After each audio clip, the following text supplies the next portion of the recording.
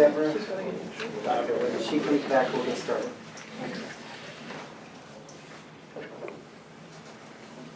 Hey, Dwayne, there's some out there too. Oh. Just so you know.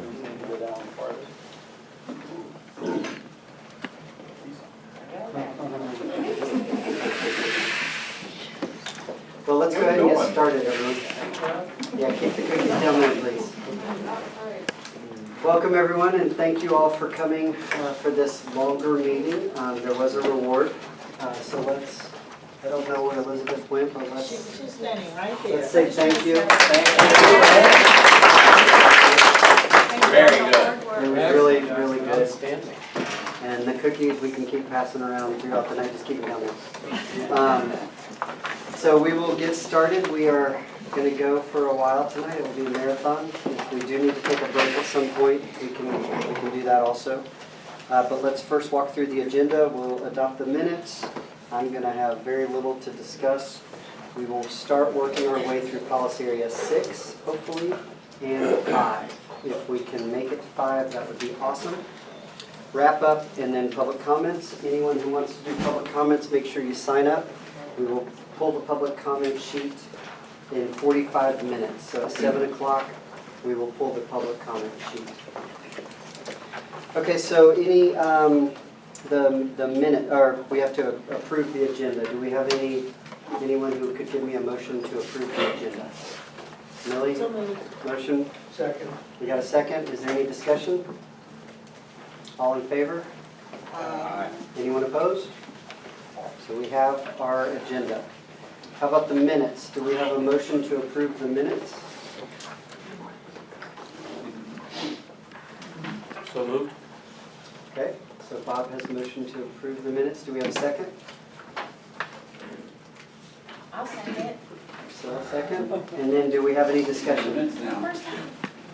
I would say it was a lot of work to take notes throughout the evening, so thanks for doing that. It's one of the longer sets of minutes that we probably had the whole year, so. Thank you. So I didn't hear any discussion? So all in favor? Aye. Anyone opposed? So the minutes are approved. My discussion is we are on our last lap probably, but two of the biggest areas. So let's get to work. I think we're gonna have a lot of great discussion tonight. I think we had a really productive meeting last time. I know we didn't go through any of the policy areas, but we did learn a lot from an expert that I think can help us as a bit of a guiding light in addition to the comp plan that we have as the other guiding light, or as the main guiding light, I guess. So why don't we jump right into policy area 6? I was wanting to talk before we kind of got started on this, because this is the residential housing part. And, you know, we've heard a lot of talk throughout this whole time about, you know, affordable housing, multifamily housing, single-family detached, and how we think the future is going to go, and millennials and that whole thing. And I'm just kind of, I know how I feel about that perspective, and I'm just kind of wondering what everyone else's perspective is as far as what they plan to achieve, or not plan to achieve, but who you expect more multifamily type housing to actually serve. Because, like I said, I've heard it kind of like this millennials is coming, and I do believe that the millennials are coming, but I think when they come, they're going to be coming for single family detached homes to Summerfield, as far as Summerfield goes. Now, everywhere else is different, but here is, and I'm just kind of wondering, is that what's everyone's perspective as far as all of that conversation that we've had?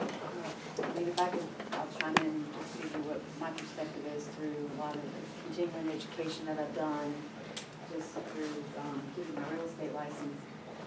But the concept for the millennials is that their mindset is very different. Can you speak up a little bit? Sure, thank you. The concept is that their mindset is very different from ours.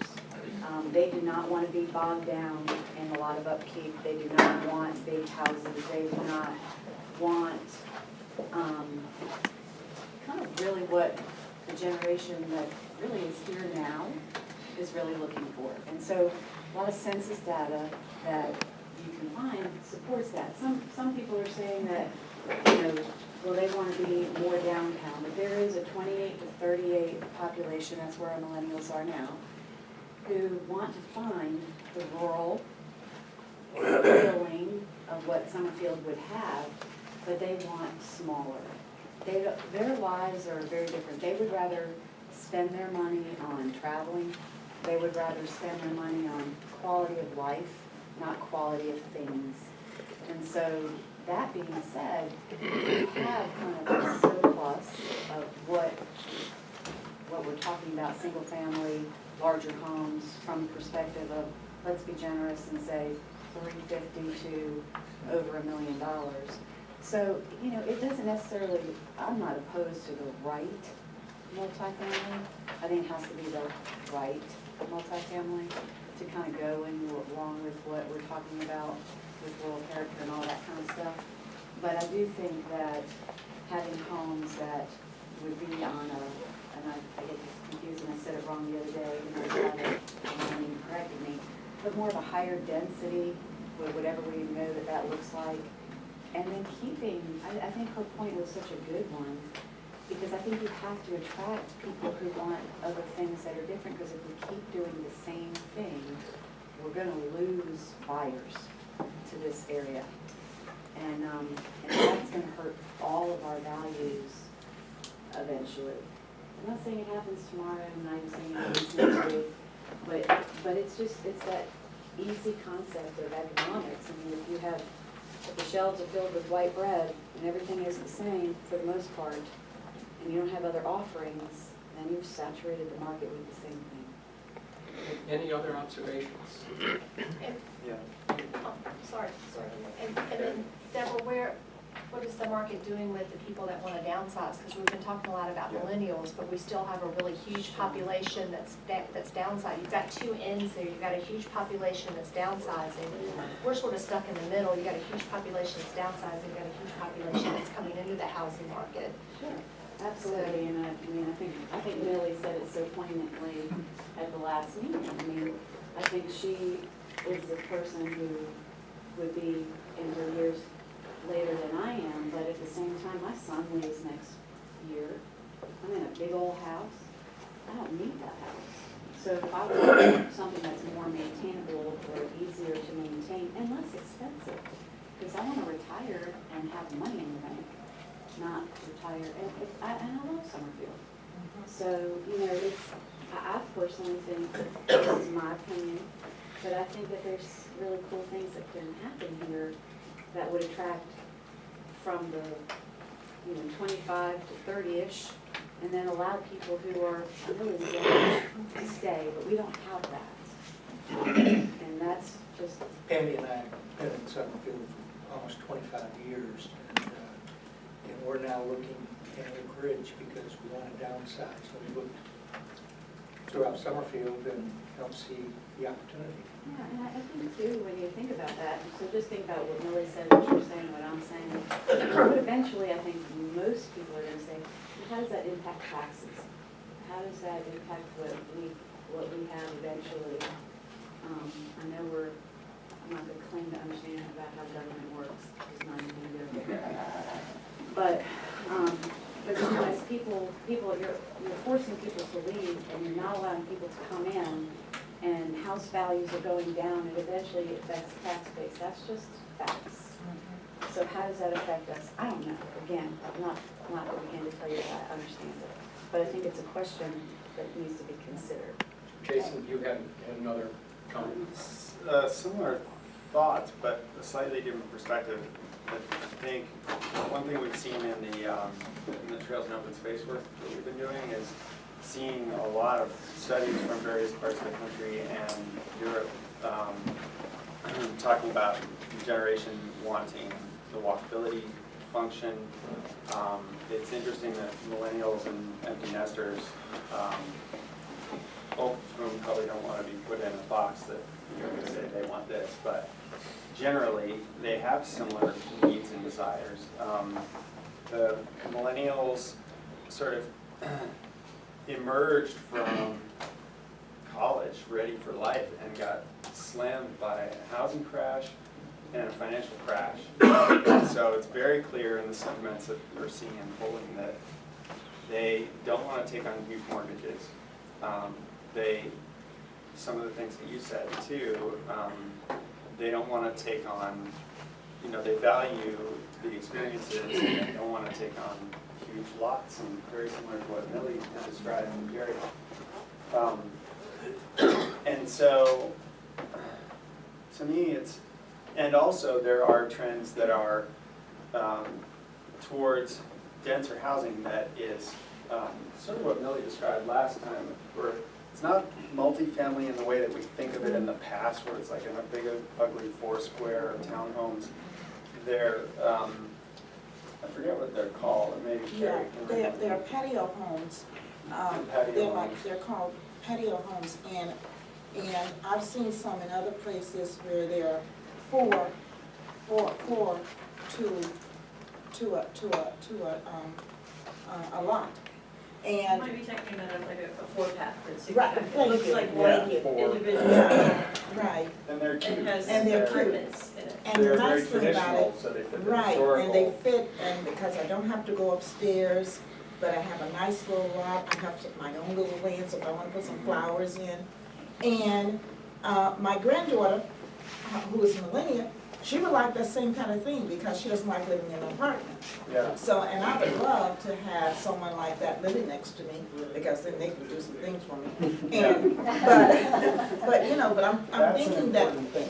that it's nice, and then there's walkability, so I can visualize, I'm telling you, I can visualize that can happen on all this land that we have, and the way that we could do this, and have walkability too, because I also walk. I have a dog too, and I want to, I try to keep up, because I'm planning on living to about 100. So I think that it can happen. But we just have to Does your look at it. granddaughter have children? My granddaughter, no, she's single. Okay, just wondering. But let me ask one thing, the current, Except church and then Bob. yeah, these are all good points, but the current density requirements that we have in Summerfield today don't allow for a lot of this stuff. And that's the issue. I mean, and, I know we're gonna get into this, but we've got a flawed water study that our density requirements were based on.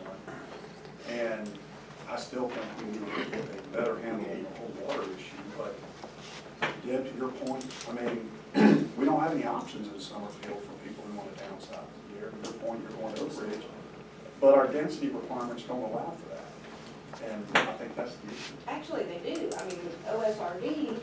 We don't have ours. Under the current. He said currently. But The ordinance you're working with right now does not. Right, but And currently we'll we get do, into that. and they're building, townhouses and stuff, You and get, what is it, clustering in one the well open per spaces. 1.38 acres, is that right? I mean, Yeah, and that current zoning actually doesn't, this is the median home price that has occurred with that current zoning, so Yeah, it allows some smaller units, but it doesn't get us that median priced housing, or that moderately priced housing that the comp plan wants us to. right. We have Bob. And Jason wanted to finish his thought and then. Thank you. I just, I think it's interesting, big picture. We often talk about if we're going to somehow create this housing stock as if we're developers.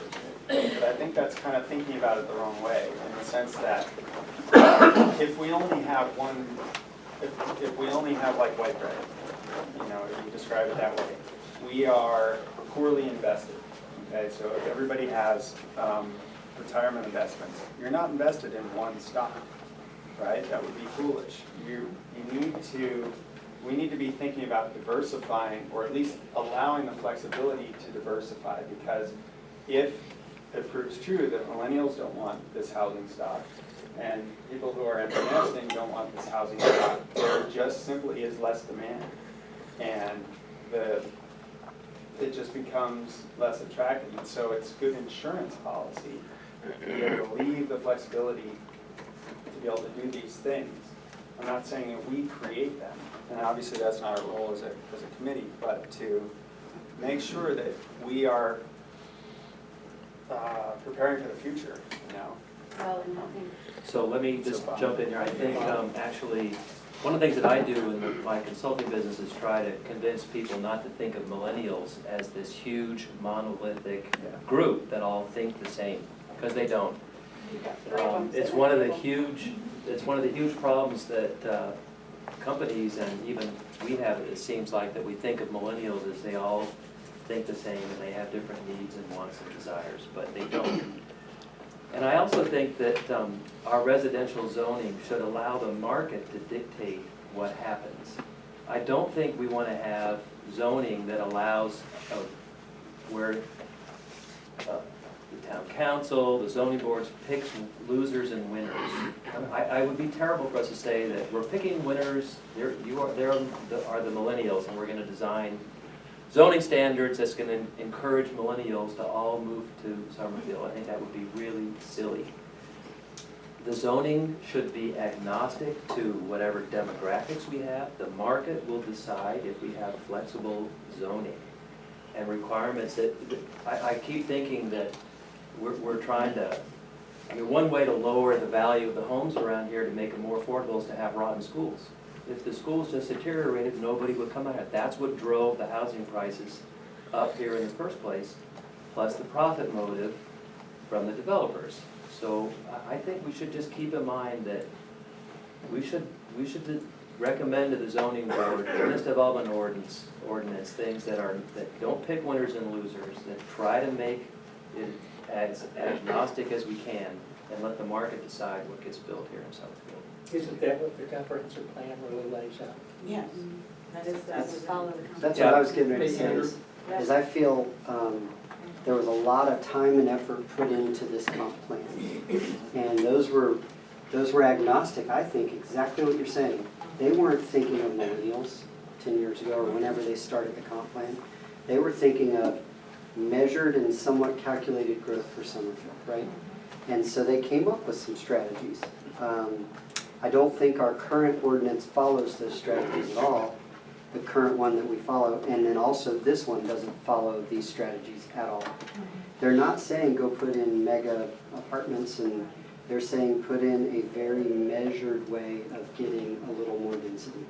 And I think that keeps the character of Summerfield, and that seems to me, you know, we're standing on their shoulders right now, and we need to just further what they have done for Summerfield, and it keeps that rural character, but allows a little more diversity. It's not going way over here. You know, the pendulum's not swinging all the way to one side. It's just swinging a little bit more to where Summerfield opens up a tiny bit more. Right. Any further comment, Amber? I feel like that's where the land use plan comes in, because that's where Millie could have that vision that she sees in more of a core area where it is walkable, because 25 square miles is not going to be walkable. And we will be a major urban city if we did that. So what do you think when someone says to us, well, that's not part of your committee?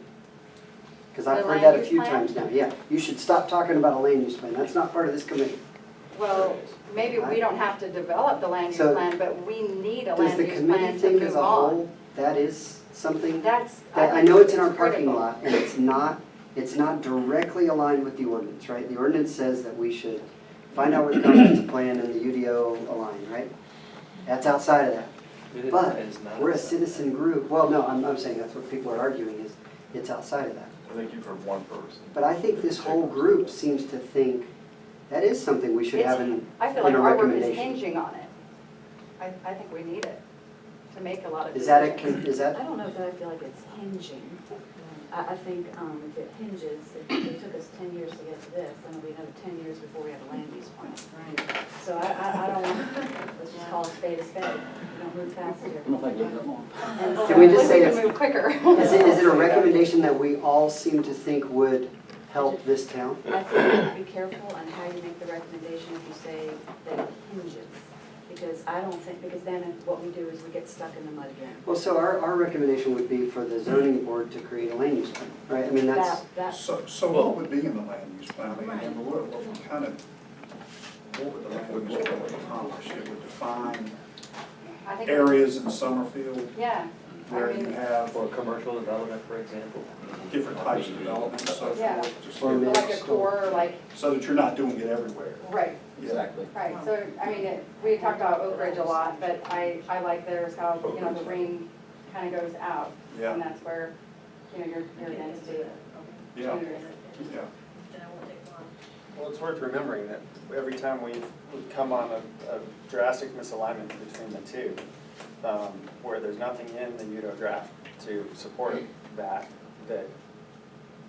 our recommendation has been, well, you need something there to solve that misalignment, and a land use plan would be something that we best work on. So is that town council's, I mean, who would, I'm putting it in the budget, I'm putting in a request to do a land use plan in next year's budget.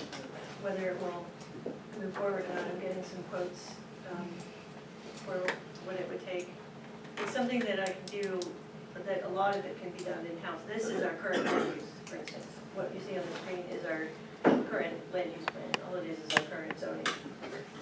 And then we go through the comp plan, review your comments, ask ourselves a whole bunch of questions that would inform whether it adds to what it is now, whether it takes advantage of larger developments for green space opportunities. I mean, there's a lot of things in the comp plan, a lot of sort of measures in there that we would use to create a land use plan. And that was pretty much what it would look like. It wouldn't have a whole lot of detail. It would be yellow is residential, red is commercial, some other color is traditional neighborhood. I guess the Or one it's area mixed use. that I get hung up Mixed use, a little bit is you have Oak Ridge that does have this intersection that is their center, right?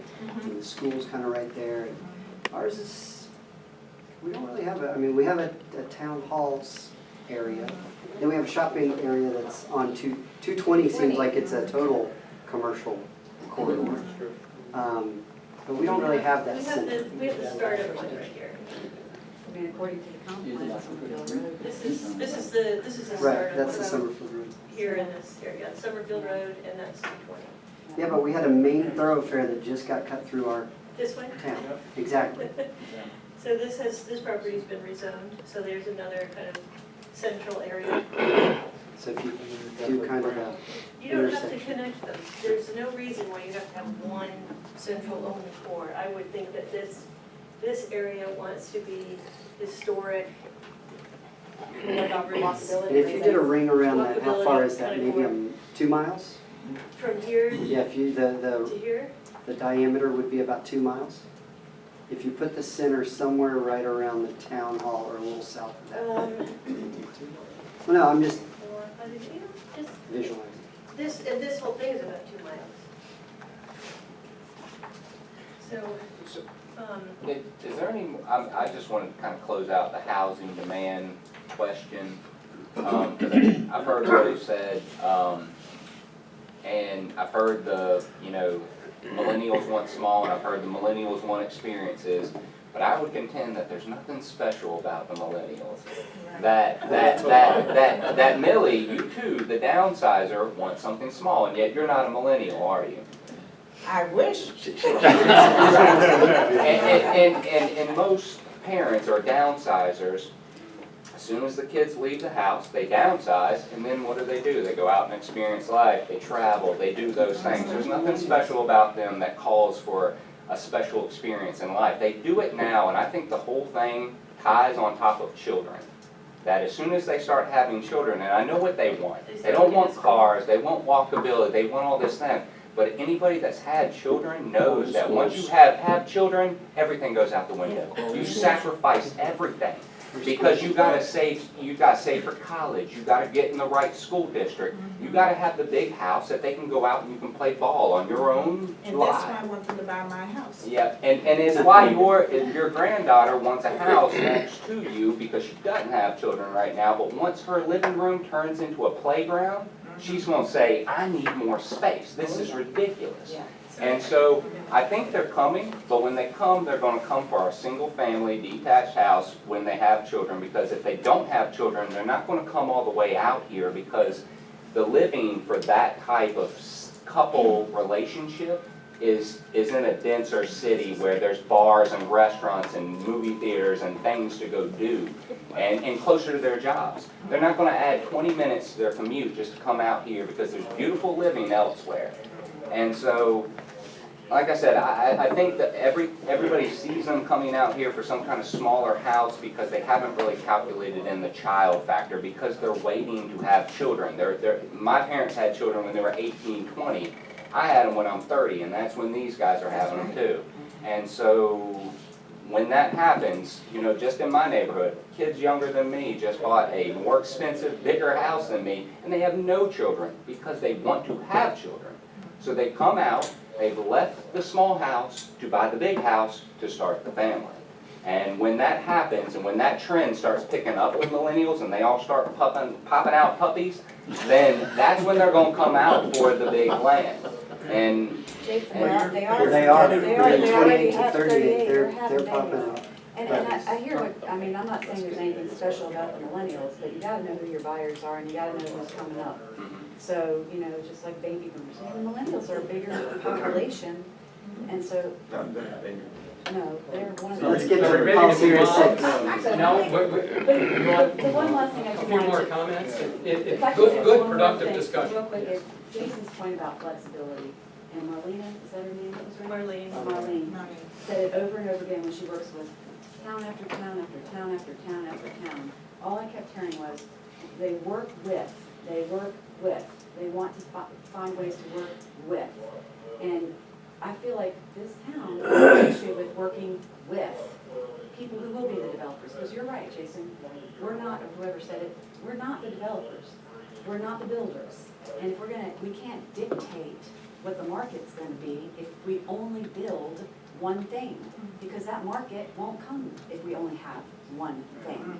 So we have to work with people so that we can be the best. And don't just think about what you want, think about what's going on 50 years from now. If you think about the town I mentioned weeks ago that is in Maryland, that's one of the most popular places to live in the United States. They came up with a plan 50 years ago. And yes, they came up with a plan 50 years ago, and they still did. They didn't think about, what do I want today? They thought, how can I leave a legacy so that I'm touching it and I've made a difference? Because it's going to change, whether we want to or not. It's going to change.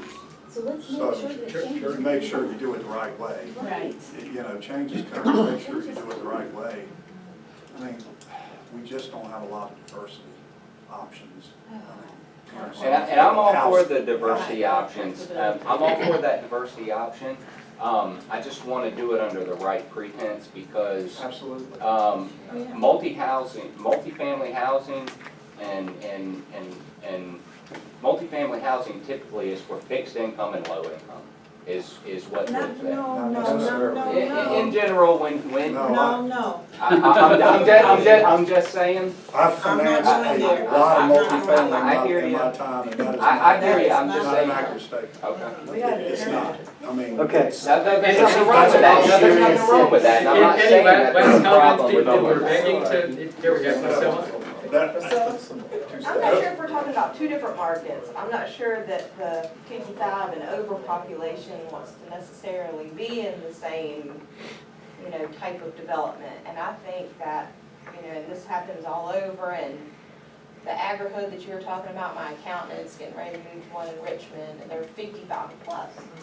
Or like those, I think they're called like Epcot or something, which are little patio homes that are geared towards the 55 and plus. So I also think that that's a different market that we're missing too, like the one in Oak Ridge is geared towards 55 and plus. And I think that's a different community, not necessarily the millennials, but I think it's two different markets. Right, because that's exactly, you're absolutely right. And grandparents want to be near their grandchildren. And I think that's a little different market, and that's why accessory housing and allowing the 15% of in the communities, in the neighborhoods, gives that option to the grandparents, to downsize, to be close to their family, to stay in the community. Not necessarily having, hundreds of acres of them. Like you said, it's allowing it, but in, certain specific instances, which is exactly what the comprehensive plan says. Okay, we have one comment right here from John, and then let's get Real quick, six. so the senior side, there are, and it started in 2011, will run till 2030, there will be an average of 10,000 people a day turning 65. So that market is 7 years into that growth pattern, and it's going to continue. And on the other side, so the baby boomers, generation is the largest, that's the largest current population that we have. Next, but what will eclipse it is the generation coming behind, the millennials, the Generation Zers.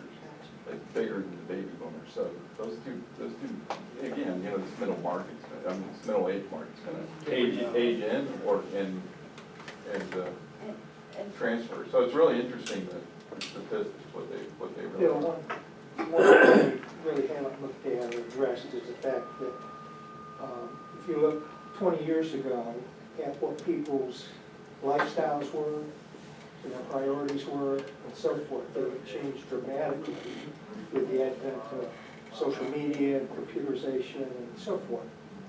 To where lots of people, 20 years ago, they looked at going out and mowing their yard and doing landscaping and so forth as one of their hobbies or entertainments. And today, far more people would prefer to have those responsibilities. I mean, the whole We mindset better has move. changed. And just so I can go, there are the 55 and over housing, but I do know that my grandmother was one person who didn't want to live in just a fixed, she wanted young people around her. And when I speak to older people, when I'm helping them, a lot of times because they feel like young people bring vitality to their lives. So I think it's a great idea to have 55 and over neighborhoods, but I think that there's also a market for neighborhoods that would have smaller places for older people, but maybe the single family house that you're talking about with the kids, where people are living in a community where it makes sense. Let's Great jump into discussion. six.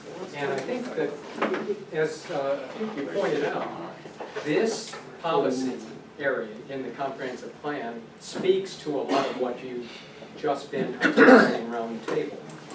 As I was looking at what you submitted and looking at the recommendations and the comments, it struck me that you're really on to the key words and the flow of how you get from the policies in the comprehensive plan into that ordinance. And I developed a graphic, and I don't think we want to spend time tonight, but I'll send it out after refining it. But if you think about what a development ordinance does, a zoning ordinance, any zoning ordinance for any community, but particularly here in Summerfield, it's answering questions about what types of development should go where, and then how, under what conditions should the forms of development, wherever they are, be developed.